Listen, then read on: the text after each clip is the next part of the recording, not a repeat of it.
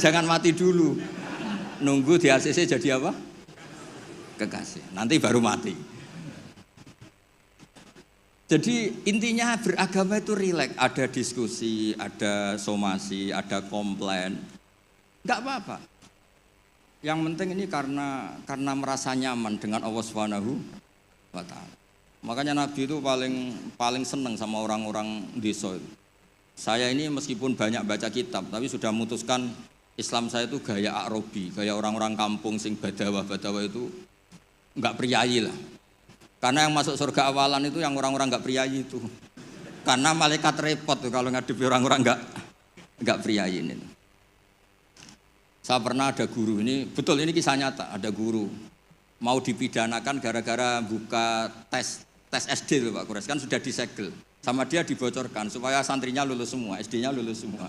Kan dikomplain mau dipidanakan. Ya karena saya di daerah saya kan ketua suku lah termasuk itu. Walhasil musyawarah sudah sowan Gus Bak dulu. Ternyata dalilnya tuh ngawur betul. Gus, nak gak apa-apa ya, buka gini gak apa-apa. Kenapa gak apa-apa? Wong ujian mungkar nakir dibuka kiai aja gak apa-apa, apalagi ini ujian.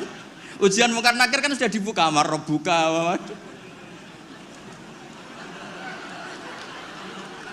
Masa ujian SD gak boleh? Wah, kepala sekolahnya kan pusing. Jangan Gus, jangan diturutin, ini kacau.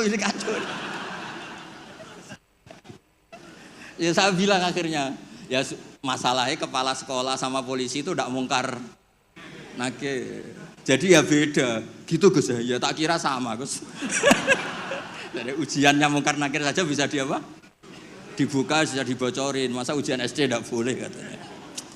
Makanya repot, kena orang-orang kayak gitu tuh repot.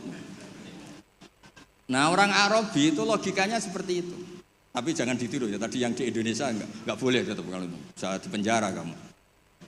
Sudah miskin di penjara repot nanti. Sudah repot nanti. Ya kalau kaya kan agak bisa gimana gitu. Kalau miskin kan agak susah itu.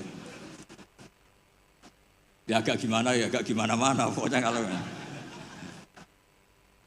itu segampang itu. Ada orang Arabi tadi saya jagungan sama Pak Kores. Tanya sama Allah, Rasul, ya Rasulullah, man tawalla hisabi, nanti yang ngurusi hisab saya itu siapa? Kata Nabi, Allah. Allah binafsi, Allah sendiri yang menghisab, bukan malaikat, bukan. Iya, jadi. Orang Arabi itu fawalla, orang itu langsung, ya sudah Nabi saya mau pulang, sambil tertawa-tawa. Sama Nabi dipanggil, weh Arabi, kenapa kamu tertawa-tawa? Jawabnya lucu, kenangan saya dengan Allah di dunia itu baik-baik saja. Maka nanti di akhirat juga baik-baik saja. Kalau sama malaikat saya tidak punya kenangan. Loh itu Nabi komentar itu fakuhal Arabi, kamu pinter yo gitu. Makanya kamu harus yakin kalau nanti ketemu Allah itu baik-baik. Buktinya kita di dunia tanpa prestasi ya baik-baik saja. Kita penuh problem, Allah ya baik-baik saja. Enggak terus, makhluk tanpa ada gunanya keluar dari bumiku ya. Nah itu penting. Jadi Allah itu suka. Makanya ada hadis ana indadzonni abdi, saya ini terserah cara pandang hamba. Ini yang terakhir meskipun belum disemprit Pak Kures. Sudah dapat izin. Di kitab Ihya, saya berkali-kali cerita ini. Kitab Ihya itu meskipun hadisnya banyak yang nyoal, tapi kitab itu kitab keramat. Makanya ada pensarah Ihya namanya Sayyid Zabidi itu. Beliau sering ngendikan hadal hadis min haisul matnu dhaif lakinnahu masyhurun wa yu'adituhu fil makna al ahadits as-shahihah. Jadi intinya itu hadis ini secara teks memang masalah, tapi secara makna dikuatkan oleh sekian riwayat-riwayat yang shahihah. Jadi yang dhaifnya itu hanya min haisul lafdu atau hadal lafdu bi ini masalah, tapi min haisul makna itu enggak masalah. Ada orang itu sudah di neraka 2 dipanggil sama Allah ke surga. Allah itu tanyanya unik. Ini di terakhir kitab Ihya di kitab Ar-Raja. Gimana rasanya di neraka? Karwan di neraka ditanya sama Allah. Wah, enggak enak Gusti. Kami tanya, "Lah kamu gimana di neraka?" Wah, enggak enak Gusti, sudah diborgol, dibakar api, pokoknya enggak enak Gusti. Terus yang satu disuruh, "Ya sudah, kembali lagi ke neraka." Itu lari semangatnya minta ampun, lari ke neraka, semuanya minta ampun. Marhaban ya Allah, ya sudah, lari ke neraka. Allah kan derek. Wih kok semangat gitu. Terus dipanggil sama Allah, kenapa kamu semangat masuk neraka? Karena ini perintah engkau. Saya sampai masuk neraka itu gara-gara kalau engkau perintah tidak pernah nurut. Makanya kali ini saya nurut. Lari ke neraka. Ya sekaligus ini ijazah. Nanti kalau disuruh ke neraka lari sekencang. Saya ini sudah trauma, sudah nyesal. Karena dulu ketika engkau perintah saya tidak pernah nurut. Makanya saya semangat gitu. Nurut. Karena ini perintah jenengan. Terus pas lari kencang neraka sama dipanggil lagi. Ya sudah kamu anak baik, di sini aja. Nah khawatir saya nanti kalau kamu lari ke neraka sama Allah dibiarin. Nah itu tidak tahu saya ini. Tapi berkahnya ngaji ini, kamu husnudzon saja. Nanti dipanggil apa? Woi anak baik, tak suruh langsung apa? Langsung lari. Itu cerita di Ikhya. Yang kedua, yang satu agak bandel. Ayo kamu kembali lagi ke neraka, kamu kan penghuni neraka. Diam saja. Terus, kenapa kamu diam? Teman kamu lari kok kamu diam?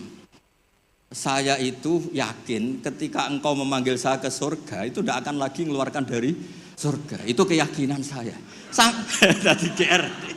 Terus sama apa? Ya sudah, anak indadoni abdibi. Jadi dua-duanya itu benar. Jadi segampang itu beragama. Nanti di akhirat gak ada komentator, gak ada analis, gak ada aman. Jadi tidak bisa kamu menganalisis Allah, nanti mau apa ya? Tidak bisa. Apalagi masuk TV, gak bisa. Jadi hubungan dengan Allah itu segampang itu. Nah saking gampangnya hubungan dengan Allah itu Nabi pernah bikin MOU sama Allah. Dan itu yang dipakai seluruh kiai di seluruh dunia. Di semua kitab. Ya Allah, manusia itu kan tempat salah dan lupa. Bu ya Allah, jangan langsung menghisab kalau ada manusia salah dan lupa. Loh itu sama Allah diturutin. Makanya Nabi ngendikan uqtitu khamsan lam yu'tahunna ahadun qabli. Di antara yang disebut tuh khawatimu suratil Baqarah. Coba kita ini disuruh Nabi dan dilegalkan Allah. Enggak terima menteri agama, yang legalkan kan Allah Subhanahu wa taala ini. Disuruh berdoa, Rabbana la tu'akhidna in nasina aw akhtana. Coba. Doa itu kan agak ngawur sebetulnya. Masa lupa atau salah minta dimaklumi. Coba kalau sampean punya manajer di kantor, Pak, kapan-kapan kalau datanya tak tumpahin teh maklumi ya. Oh, langsung di PHK kamu. Kapan-kapan kalau Bapak manggil dan saya lupa enggak datang, maklumi Pak ya. Oh, PHK. Tapi ini satu doa yang disahkan Allah, disuruh berdoa, Rabbana la tu'akhidna innasina. Ya Allah, jangan kasih sanksi kami ketika kami salah atau lupa. Terus qala na'am, Allah ngendikan na'am ya. Coba kalau Allah pakai teori semua kesalahan kita disanksi langsung, enggak ada manusia di bumi, sudah habis semua. Wong khotib Jumat kelihatannya ibadah tapi nyindir tanggane. Kan yo repot. Orang sering itikaf di masjid, ternyata baru masalah dengan istrinya.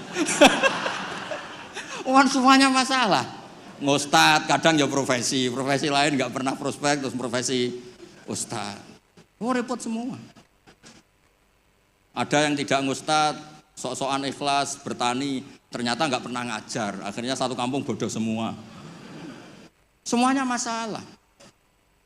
Dan kita diberi fasilitas Rabbana la tu'akhidna in nasina aw akhtana. Kayak apa baiknya hadatin?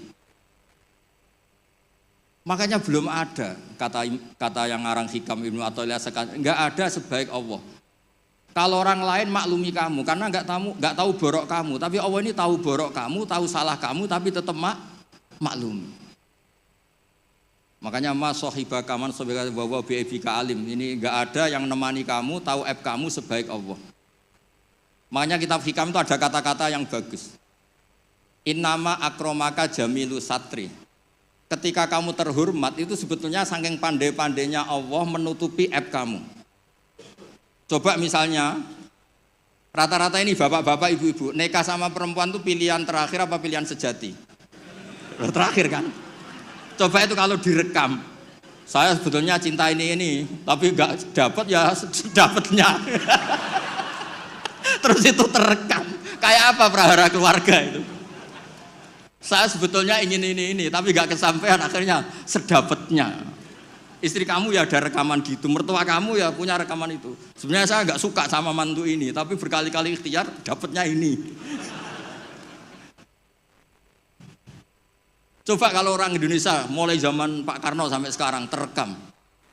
Wah, melihat Swiss atau Finlandia, negara semakmur itu, nyesal jadi orang Indonesia. Wah, bisa langsung dicabut tuh paspor kamu. Jadi semua kebaikan yang kita nikmati sebetulnya innama akromaka jamilu satri. Kita ini begitu terhormat karena baiknya Allah menutupi aib kita. Coba kalau aib kita dibuka, cara diskusi kita, logika kita dibuka. Ya contoh gampang suami istri. Rata-rata orang nikah itu pilihan terakhir apa pilihan sejati? Loh, jujur semua. Nah ini istri kamu udah datang, tenang saja. Semua perilaku sosial kita mesti begitu. Makanya innama akromaka jamilus satri. Makanya doa-doa kita mustur aurati wa amin rawati. Lah terus kitab hikam mengajari kita begini. Ajhalun nas man taraka yaqina ma inda lidhonni ma indan nas. Bodoh-bodohnya orang itu yang meninggalkan keyakinan dirinya karena dia tahu betul tidak sesoleh itu. Hanya karena pencitraan atau komentar orang banyak. Misalnya gini, saya seorang ustadz. Mungkin orang lain ngira kan ustadz itu bersih, steril gini-gini. Padahal si ustadz ini ngerti dia punya masa lalu, dia tidak maksum, dia tidak nabi. Harusnya dia itu lebih berkeyakinan tentang apa yang pernah dialami sehingga dia tetap sopan, tetap menghormati orang. Jangan menurut persangkaan orang banyak yang anggap dia itu bersih. Jadi misalnya gini, Anda dosen di IAIN atau UIN atau di pondok atau di kampus apa saja. Atau Anda menteri, ada presiden, siapa saja. Sebetulnya kan setelah kita jadi dosen mungkin kita ngomong, oh ngajar itu ibadah, mencerdaskan bangsa gini-gini. Ternyata mungkin Anda ini cita-citanya itu jadi pengusaha. Berhubung gagal daftar jadi dosen. Banyak tuh teman-teman saya yang jadi ustadz. Gus, aku bisnis bolak-balik gak kasil Gus. Jadi ustadz malah jadi kiai. Kalau itu dibuka Allah semua habis. Misalnya keluarnya menteri, wah enak jadi menteri, ditegar-tegur tok mbek presiden. Kalau itu direkam, wong saya ini cerita saya terakhir. Saya itu pernah ketemu Kiai sepuh Pak Kures, sepuh sekali, temannya Bapak. Datang ke saya. Agak kacau betul ini, mentang-mentang temannya Bapak sama saya itu enggak bosok. Saya tetap cium tangan untuk temannya Bapak. Pas rame-ramenya MUI ngaramkan rokok itu. Gus, saya ini mau tanya jenengan, kalau jenengan jawab haram tak lawan. Waduh. Kalau jawab haram tak lawan katanya. Kalau jawab halal tak ikuti katanya. Yang saya senang dari cerita dua Kiai sepuh ini begini. Saya ini kiai sepuh, Gus. Saya ini hiburan saya itu rokok. Rokok di pojok musola. Habis maghrib sampai jam 10. Kalau istri sudah tenang, enggak berontak baru pulang. Karena kalau belum ngantuk itu bawaannya ngomel kan. Ini yang cerita dua orang ini. Jadi hiburan saya itu rokok sama teman-teman musola. Tapi sekarang rokok diharamkan. Tolong kasih tahu MUI, Gus. Raro rasanya jadi kiai katanya. Kalau orang awam hiburan kan bisa lihat dangdut katanya, bisa saweran. Saya ini kan kiai Gus, gak pantas. Hiburannya hanya rokok, gitu aja kok diharamkan. Ya sudah bah, halal kata saya. Oh itu senengnya bukan main. Setelah itu kemana-mana bilang, kata Gus Pak halal gak? Waduh. Alasannya itu hiburannya katanya. Jadi saya semenjak jadi kiai itu ya sering dapat orderan fikih itu. Ya maksud saya beragama itu mudah. Yuridu wa bikumul yusra wala yuridu bikumul usra. Jadi ana intadzoni abdi. Makanya sampean harus yang senang, yang ceria. Karena ini untuk melawan setan. Setan itu suka kalau orang Islam itu susah, kemudian menyalahkan agama ini, menyalahkan sistem alam raya ini sehingga tidak ridho dengan qada qadar. Makanya disebut innaman najwa minasyaitoni liyahzunal ladzina amanu. Jadi kalau pikiran yang ngajak susah itu minasyaiton. Berarti yang ngajak seneng itu minallah. Makanya saya ini ustadz beneran ini karena ngajak orang seneng gitu. Kalau yang ngajak susah itu masalah itu. Wong jelas di Quran la tahzan, jangan susah. Enggak ada di Quran la tafrah itu enggak ada. Yang ada qul bi fadlillah wa bi rahmati fa bidzalika falyafrahu. Ya saya pernah dikomplain sama kiai-kiai yang khusuk-khusuk Pak Kores. Gus ini nanti kalau maghrur, orang gara-gara ngaji jenengan isane seneng tok terus atau susah. Terus saya bilang masalahnya apa? Kalau enggak tahu susah sampai akhirat kan bagus kata saya. Terus tapi terus saenake dhewe fasik. Oh, nak fasik ku wis asli sedurunge ngaji aku wis fasik. Kok nyala-nyalain saya kata. Nah ini penting ya supaya jenengan itu beragama itu rileks nyaman karena Allah itu suka sekali. Menghitung nikmatnya itu suka. Dulu ada orang Arabi datang ke Nabi itu gak punya apa-apa. Terus tanya, ya Rasulullah engkau menyuruh saya syukur, saya ini tidak punya apa-apa, nyukuri apa? Istri gak punya, harta gak punya, semuanya gak punya, saya nyukuri apa? Nabi itu ngelihat sandalnya, di padang pasir kan panas. Lah itu 2 sandal kamu, kalau kamu gak punya ini panas. Oh iya ya Gusti, alhamdulillah. Hanya punya sandal itu. Ya kayak sampean itu, kan ceria, punya nekat saja cukup lah. Kenapa seneng? Gak usah alasan, nekat saja, pokoknya penting. Ya jadi sekaligus ijazah, jadi yang dihitung apa itu alam nasroh, hati lapang. Terus kul bifadlillah wa birahmati fa bidzalika. Bapak saya itu paling sering mensyariatkan seneng. Kalau pagi ngajak jalan-jalan saya itu, kalau ada orang miskin itu di warung nongkrong, rokoknya 1 aja hutang, 1 ler aja hutang. Terus ngomong itu seakan-akan dunia miliknya. Itu kata bapak. Itu hamba paling dicintai Allah katanya. Kalau presiden orang kaya seneng itu kan wajar, alasannya jelas. Ini nggak punya alasan untuk seneng.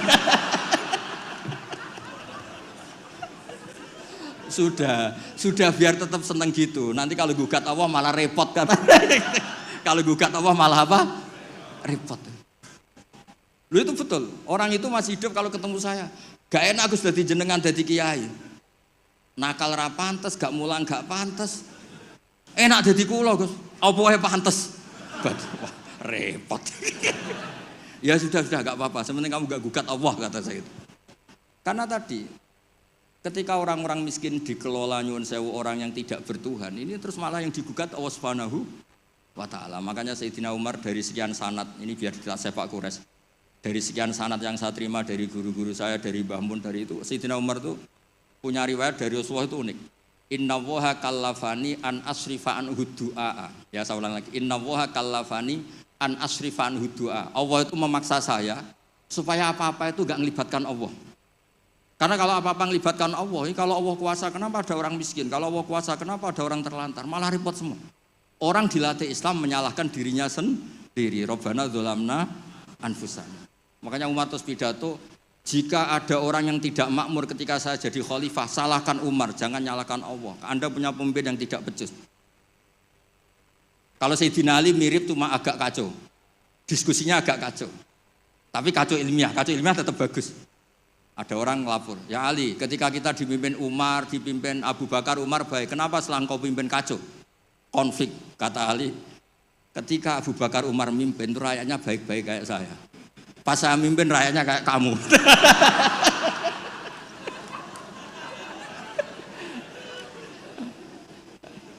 Makanya nanti kalau kamu nyalahkan saya, zaman Mbah Mun gini, zaman Gus Pak kok gini, pas Mbah Mun ngiyai, santrinya kayak saya. Pas saya ngiyai, santrinya kayak kamu. Nggih, ngoten. Assalamualaikum warahmatullahi wabarakatuh.